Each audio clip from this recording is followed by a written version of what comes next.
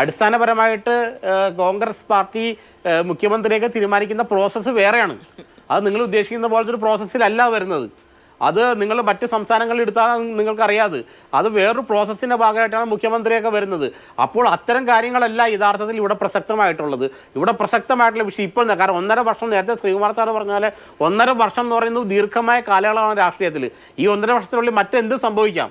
അപ്പോൾ നിലവിൽ NSSനെ സംബന്ധിച്ചോളം അവർക്ക് കൂടുതൽ അടുപ്പമുള്ള ഒരു നേതാവ് 10-15 വർഷമായിട്ട് അദ്ദേഹം അവരിൽ നിന്ന് അല്പം അകന്നു നിൽക്കുന്നു. അപ്പോൾ ആ ഒരു മഞ്ഞുരുക്കലും അവർക്ക് കൂടുതൽ അടുപ്പമുള്ള ആളെ ഈ പരിപാടിക്ക് കൊണ്ടുവരിക എന്നുള്ളത് മാത്രമാണ് യഥാർത്ഥത്തിൽ ഇവിടെ നടന്നൊരു സംഭവം. ഇതൊരു സാമുദായിക സമവാക്യങ്ങളുടെ ആരും മുഖ്യമന്ത്രിയാകുമെന്നുള്ള തർക്കമല്ല ഇവിടെ നടക്കുന്നത്. അങ്ങനെയാണെങ്കിൽ പിന്നെ ഇതിനു മുമ്പ് മാർ പൗവത്തിൽ ഇതിൻ്റെ ഉദ്ഘാടകനായിരുന്നു പണ്ട്. ഈ ഡോക്ടർ MK മുനീർ മന്നം ജയന്തിയിൽ മുഖ്യാതിഥിയായിട്ട് പങ്കെടുത്തിട്ടുണ്ട്. Doctor MK Muneer, bishop Mar Powathil. ഇത് വളരെ പിന്നെ കഴിഞ്ഞ പ്രാവശ്യം ശശി തരൂർ, ഇത് നിരവധി ആളുകൾ ഇങ്ങനെ പങ്കെടുക്കാറുണ്ട്. ഇതൊരു പങ്കെടുത്തത് കൊണ്ട് മാത്രം അയാളെ പിടിച്ച നാളെ മുഖ്യമന്ത്രി അതല്ല ഇവിടെ വിഷയം. അത് ഒരു മുഖ്യമന്ത്രി സ്ഥാനത്തേക്കുള്ള ചർച്ചയോ അല്ലെങ്കിൽ അതിലേക്കുള്ള വാദപ്രതിവാദവും അല്ല യഥാർത്ഥത്തിൽ ഈ ജനുവരി 2 നടക്കുന്ന മന്നം ജയന്തി പറയും. NSSന് താല്പര്യമുള്ള അവർക്ക് അടുപ്പമുള്ള ഒരു നേതാവിനെ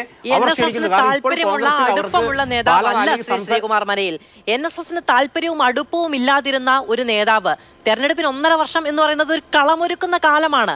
അപ്പോൾ പെട്ടെന്ന് താല്പര്യപ്പെടുകയും അടുപ്പപ്പെടുകയും ചെയ്യുന്നിടത്താണ് ചർച്ചയുണ്ടാകുന്നത്. അത് നിഷ്കളങ്കമായി ഞാൻ നേരത്തെ പറഞ്ഞ പോലെ ഒരു നോട്ടീസിലെ പേര് മാത്രമായി കാണാൻ സാധിക്കില്ല. അല്ല ഞാനത് പറഞ്ഞുതരാം.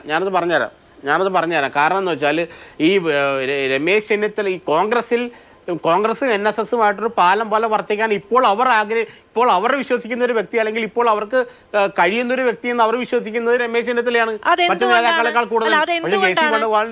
എന്തിനാണ് സ്വാധീനം? എന്തിനാണ് കോൺഗ്രസിലേക്ക് ഒരു പാലം? കാരണം അത് തെരഞ്ഞെടുപ്പ് കഴിഞ്ഞാൽ അധികാരത്തിലേക്ക് കോൺഗ്രസ് വരികയാണെങ്കിൽ അവിടെ ഒരു പാലം ഉണ്ടാകണം എന്ന് വിചാരിക്കുന്നുണ്ട്. ആ പാലം ഒരൊറ്റ ഇടത്തേക്ക്, അതായത് ഒരു വശത്തേക്ക് മാത്രം പോകുന്ന ഒരു പാലമല്ല, അത് തിരിച്ചുവിടും. പാലം ഇട്ടാൽ അങ്ങോട്ടും ഇങ്ങോട്ടും എന്നുള്ളതാണല്ലോ. അപ്പൊ ആ പാലം പണിയണമെന്ന് തീരുമാനിക്കുന്നത് തെരഞ്ഞെടുപ്പ് വർഷമായിട്ടാണെന്നേ. ഇല്ല, NSSനെ കുറിച്ച് വലിയ ധാരണയില്ലാത്തതുകൊണ്ട് പറയാം. 95-ൽ K കരുണാകരൻ മുഖ്യമന്ത്രി സ്ഥാനത്ത് നിന്ന് മാറുന്ന ഒരവസ്ഥ വന്നു. വലിയ ചർച്ചകൾ നടന്നു.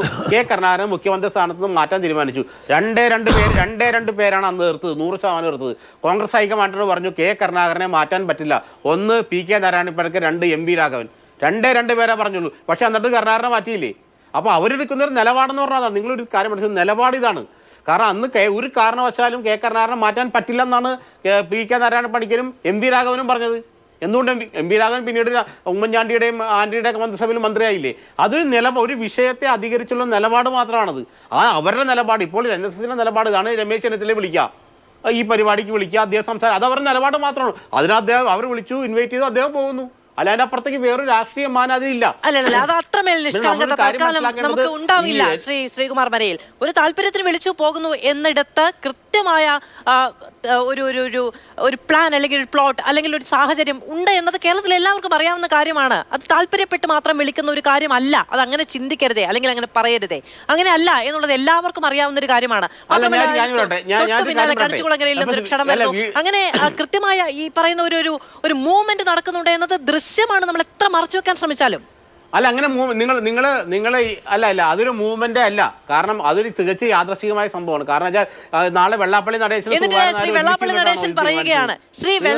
നടേശൻ പറയുകയാണ് അങ്ങനെ എന്തെങ്കിലും പ്രശ്നം NSSും ചെന്നിത്തലയും തമ്മിലുണ്ടെങ്കിൽ അത് മാറണമെന്ന് ആഗ്രഹിക്കുന്നു. എങ്ങനെ പെരുന്നയും ചെന്നിത്തലയും തമ്മിലുള്ള ഒരു പ്രശ്നം പരിഹരിക്കപ്പെടേണ്ടതാണെന്ന് വെള്ളാപ്പള്ളി നടേശൻ പറയുന്നു.